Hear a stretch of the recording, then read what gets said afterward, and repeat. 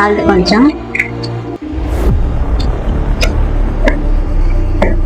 ఇవి అయితే కలిసేలా కలిపేసుకోవాలి.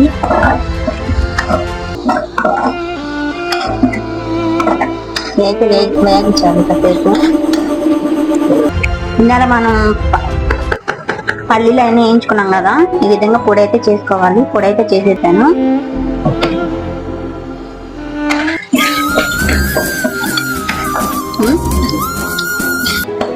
ఆలు ముక్కలు అయితే ఉడికిపోయి ఇలా వేసుకోవాలి.